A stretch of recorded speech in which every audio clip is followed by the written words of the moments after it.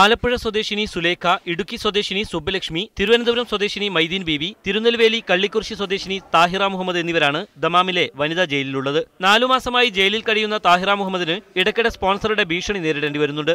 തനിക്ക് ചിലവായ തുക നൽകാതെ നാട്ടിലേക്ക് മടങ്ങാൻ സമ്മതിക്കില്ലെന്നാണ് സ്പോൺസർ പറയുന്നത്. സുലേഖയ്ക്ക് എക്സിറ്റ് നൽകിയെങ്കിലും കൺഫേം ആകാത്ത ടിക്കറ്റ് നൽകി കബളിപ്പിച്ചു. മൈദീൻ ബീവി 4.5 മാസമായി ജയിലിൽ കഴിയുകയാണ്. ഇതിൽ സുബ്ബലക്ഷ്മിയെ സാമൂഹിക പ്രവർത്തക സഫിയ അജിത്ത് ജാമ്യത്തിലെടുത്ത് സ്വന്തം വീട്ടിലേക്ക് കൊണ്ടുപോയിരുന്നു. എംബസി അധികൃതരുടെ ഇടപെടലുണ്ടായാൽ ഇവരുടെ മോചനം സാധ്യമാകുമെന്നാണ് സാമൂഹിക പ്രവർത്തകർ പറയുന്നത്. 15,000 തൊട്ട് 20,000 റിയാൽ വരെ കൊടുത്ത അടിമകളെ പോലെയാണ് ഇവിടുത്തെ സ്പോൺസർമാർ നാട്ടിൽ നിന്ന് സ്ത്രീകളെ വരുത്തി വീട്ടുജോലിക്ക് ഏർപ്പെടുത്തുന്നത്. ഇന്ത്യൻ എംബസിയുടെ ഭാഗത്തു നിന്നും ആരെങ്കിലും പോയാൽ തീർച്ചയായിട്ടും അവർക്ക് വേണ്ട കാര്യങ്ങൾ ഹെൽപ്പ് ചെയ്ത് കൊടുക്കാൻ അവിടുത്തെ അധികാരത്തിലിരിക്കുന്നവർ നമ്മളെ സഹായിക്കുന്നുണ്ട്.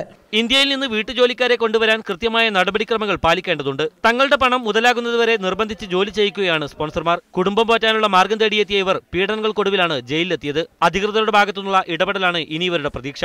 സാജിദ് ആറാട്ടുപുഴ, മീഡിയ 1.